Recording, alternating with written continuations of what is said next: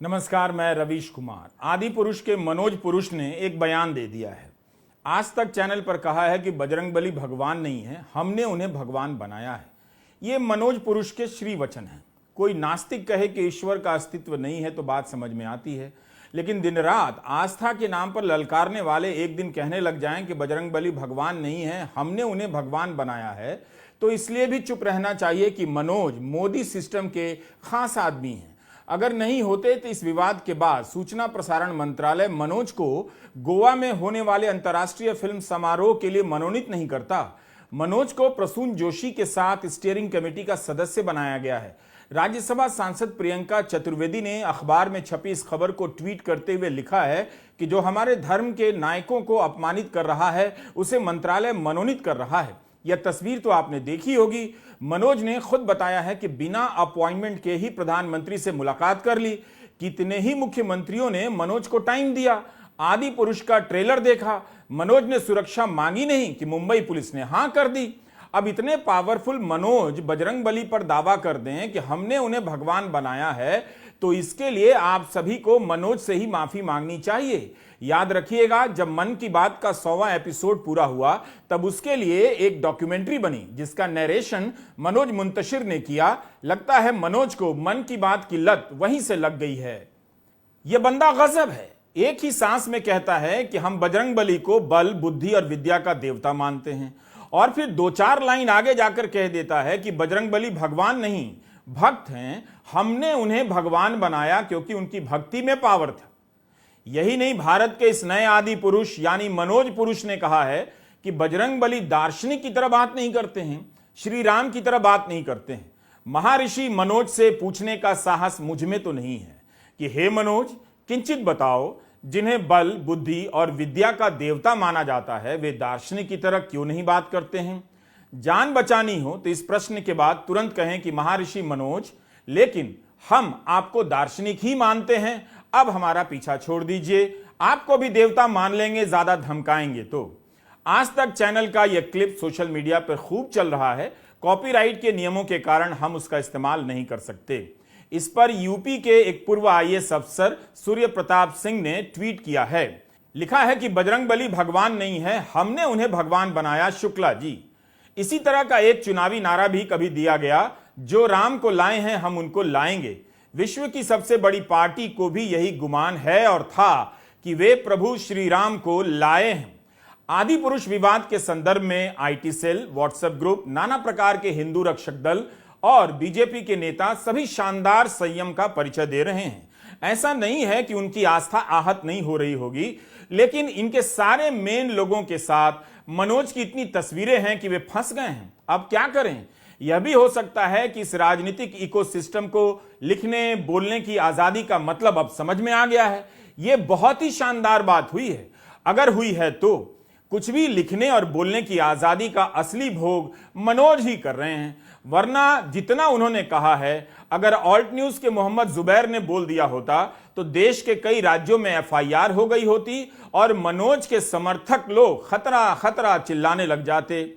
जुबैर को एक गुमनाम ट्विटर हैंडल हनुमान भक्त की शिकायत पर गिरफ्तार कर लिया गया था। उस हैंडल ने बजरंगबली के अपमान का हवाला देते हुए दिल्ली पुलिस से ट्वीट में शिकायत कर दी और कार्रवाई की मांग कर दी, जबकि जुबैर का ट्वीट 1983 की फिल्म किसी से ना कहना का एक फ्रेम था और 4 साल पहले पोस्ट किया गया था। 8 महीने पहले चालू किए गए उस हैंडल से सिर्फ यही एक ट्वीट किया गया, लेकिन दिल्ली पुलिस ने फौरन कार्रवाई करते हुए शिकायत के 1 हफ्ते के भीतर जुबैर को गिरफ्तार कर लिया। मीडिया रिपोर्ट में देखिए तो अभी तक पता नहीं है कि हनुमान भक्त हैंडल से किसने ट्वीट किया था। यही फर्क है मनोज मुंतशिर होने में और जुबैर होने में, जो किसी प्यू फ्यू रिसर्च में नहीं आता है।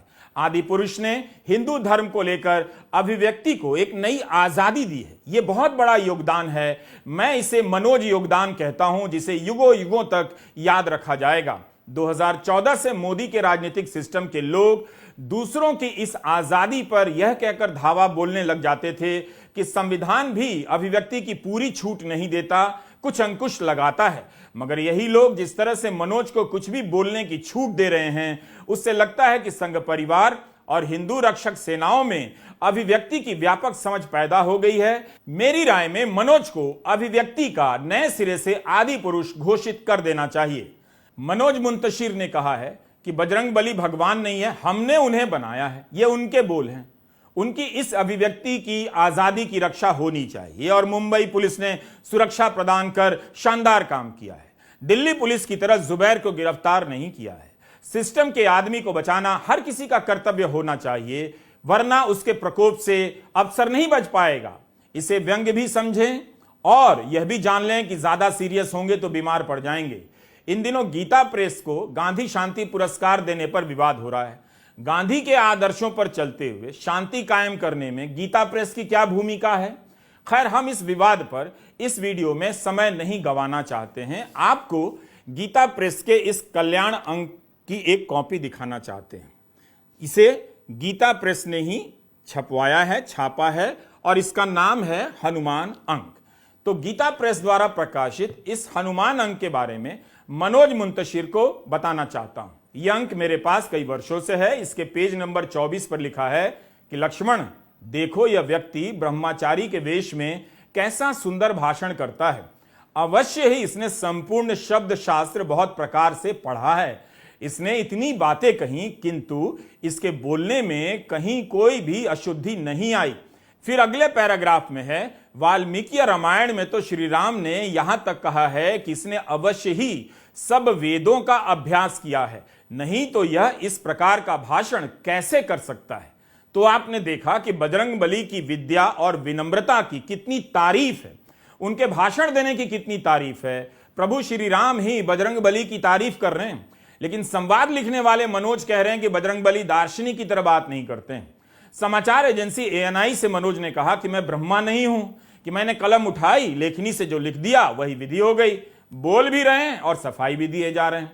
कह रहे हैं कि मैं बजरंगबली को समझने का प्रयास कर रहा हूं। गजब ही है मनोज।